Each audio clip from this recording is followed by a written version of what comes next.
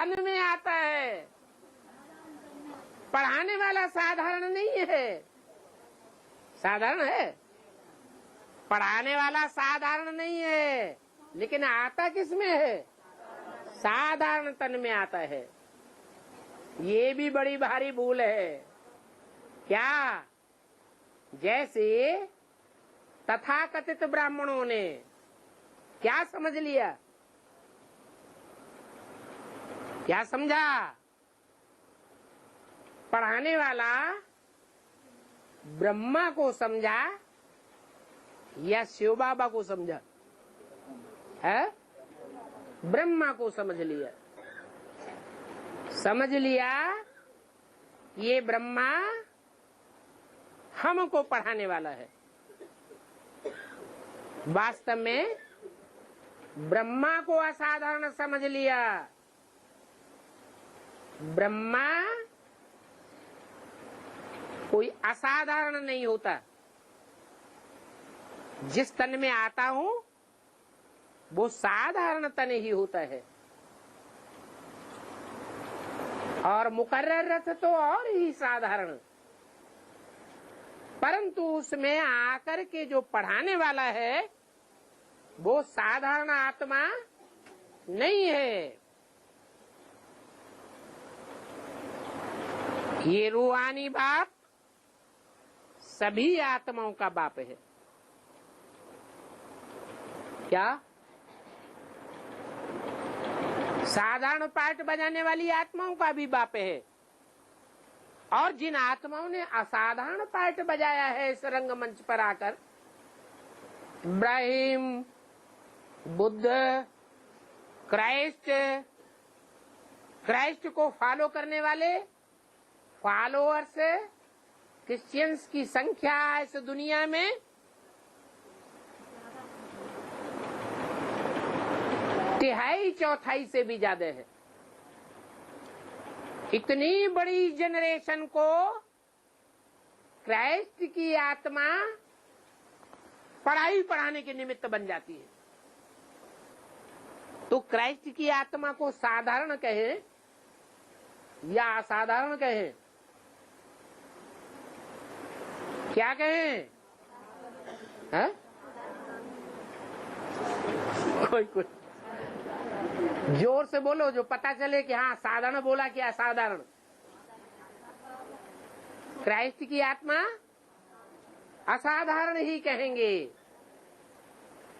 परंतु दुनिया के हिसाब से असाधारण है। आत्म की स्थिति के हिसाब से असाधारण नहीं है। ये रूहानी बाप साधारण और असाधारण, साधारण पार्ट बजाने वाली हो या असाधारण पार्ट बजाने वाली आत्मा हो, सभी का बाप है। ऐसे नहीं साधारण आत्माओं का बाप है, नहीं।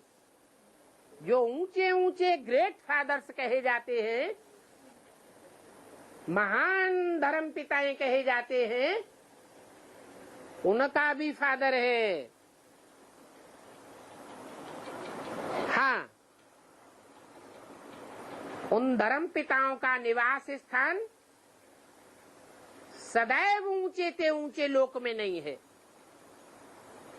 वे वो सदा काल के लिए ब्रह्मलोक के वासी नहीं है। और ये रूहानी बाप सदा काल के लिए ऊंचे ते ऊंचे धाम का वासी है। इस नीच ते नीच सृष्टि में भी आता है तो भी बुद्धि योग से ऊंची स्टेज में रहता है।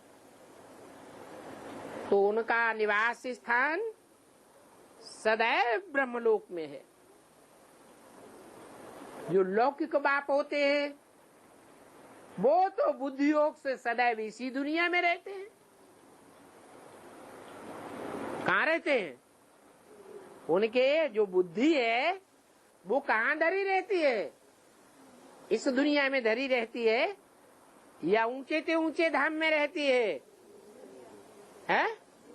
लौकिक बाप जो दुनिया के होते हैं, उनकी बुद्धि तो नीचे दुनिया में ही धरी रहती है, और ये बेहद का बाप नीचे दुनिया में आता भी है तो भी बुद्धि योग सदैव ऊंची स्टेज में रहता है, सदैव ब्रह्मलोक का वासी। लौकिक बाप तो सदैव यहाँ ही रहते हैं। तो ये बच्चों को अच्छी रीति निश्चय में रखना है। क्या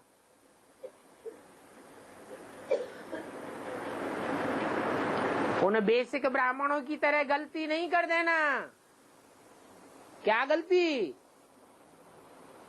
उनका बुद्धि योग साकार बाप में फंस गया या वेद के बाप में फंसा? किसमें फंसा? नाम नहीं उसका, ब्रह्मा में बुद्धि योग फंस गया। उन्होंने उस निराकार बाप, बेहद के बाप, रूहानी बाप की वाणी को नहीं पहचान पाया, ब्रह्मा को पहचान लिया। ब्रह्मा में ही बुद्धि फंस गई। परंतु तुम्हारी बुद्धि में तो है कि तुमको पढ़ाने वाला रूहानी बाप है, उसे कहा जाता है परमपिता परमात्मा। क्या? परमपिता माने जितने भी पिताएं हैं इस सत्य रूपी रंगमंच पर, जितने भी बाप हैं, उन बापों के बीच में परम पार्ट बजाने वाला बाप है जिसका कोई और बाप नहीं होता। और वो परम आत्मा भी है। किसके बीच में परमात्मा है? आत्माओं के बीच में परमात्मा है। कैसी आत्मा है? जो रंगमंच पर पार्ट बजाने वाली आत्माएं हैं। परमात्मा की बात नहीं हो रही, परमपिता की बात नहीं हो रही। किसकी बात हो रही? आत्माएं जो जन्म मरण के चक्र में आती है, उन जन्म मरण के चक्र में आने वाली आत्माओं के बीच में परम पार्टधारी भी है, अर्थात हीरो पार्टधारी है। कौन है? सुप्रीम सोल नहीं, वो सुप्रीम सोल जिसमें मुकर्रर रूप से प्रवेश करता है। तो जिसमें प्रवेश करता है वो पहले या प्रवेश करने वाला पहले? पहले कौन? प्रवेश करने वाला पहले। तो जो पहले है वो है परमपिता, और जिसमें प्रवेश करता है वो है परमात्मा। ऐसे नहीं कभी कहेंगे परमात्मा परमपिता। परमपिता पहले, परमात्मा बाद। जैसे कहते हैं शिव शंकर, शंकर शिव नहीं कहेंगे। क्यों नहीं कहेंगे? क्योंकि शिव है बाप और शंकर है बच्चा। बल बच्चों में बड़ा बच्चा है, लेकिन है तो बच्चा। बच्चे का नाम पहले होना चाहिए या बाप का नाम पहले होना चाहिए? बाप का नाम पहले होना चाहिए। अभी भी कोई धंधे दौरी करते हैं, कोई फर्म चलाते हैं, दुकान चलाते हैं, तो बाप का नाम पहले देते हैं, फिर लिखते हैं एंड सन्स कंपनी। परंपरा चलती है ना। तो कौन पहले कौन बाद में? बाप पहले और बच्चे बाद में। तो ऐसे ही परमपिता परमात्मा कहा जाता है। वो बेहद का बाप है। क्या? बेहद की पर्सनालिटी है, हद की नहीं है। हीरो पार्टधारी है, साधारण पार्टधारी नहीं है। इसलिए बोला कि दो बेहद के बाप हैं, एक आत्माओं का बाप और दूसरा मनुष्यों का बाप। भक्ति मार्ग में लौकिक बाप होते हुए भी किसको याद करते हैं? पारलौकिक बाप को याद करते हैं। किसी एक धर्म में याद करते हैं या सभी धर्म वाले याद करते हैं? सभी धर्म वाले अपना अपना लौकिक बाप होते हुए भी लौकिक बाप से वर्षा पाते हुए भी याद किसको करते हैं? पारलौकिक बाप को याद करते हैं। क्यों याद करते हैं? और खास भारत में तो बुलाते भी हैं। क्या? हे पतित पावन, हे सीताराम आओ। उनका एक ही नाम है जिसको बुलाते हैं। क्या? जिसको बुलाते हैं उनका एक ही नाम है। क्यों? उनका एक ही नाम क्यों? जो लौकिक बाप होते हैं ढेर के ढेर, जन्म जन्मांतर के, उनके तो अनेक नाम होते हैं, अलग अलग नाम होते हैं। और जिस पारलौकिक बाप को याद करते हैं, बुलाते हैं, लौकिक बाप होते हुए भी बुलाते हैं। बुलाते हैं ना, हर धर्म वाले बुलाते हैं ना। तो उसका एक ही नाम क्यों है? हाँ, क्योंकि एक ही नाम काम के आधार पर पड़ता है। वो एक ही रूहानी आत्मा ऐसी है पार्ट बजाने वाली, जो ऐसा काम करके दिखाती है कि कल्याण ही कल्याण होता है। क्या? कर्मेंद्रियों से काम किए जाते हैं ना। काम कैसे किए जाते हैं? हैं? कर्मेंद्रियों से काम किए जाते हैं।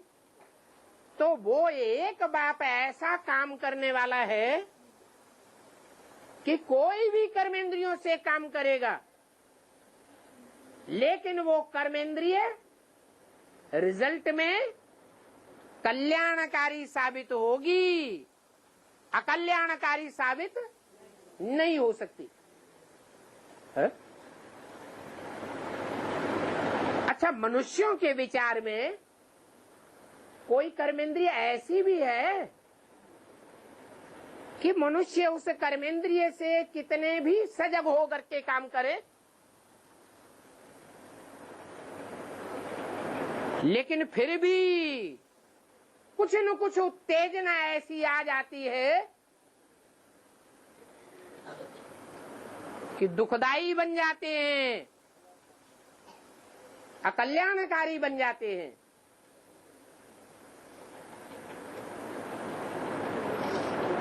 100% कल्याणकारी कोई भी नहीं रहता।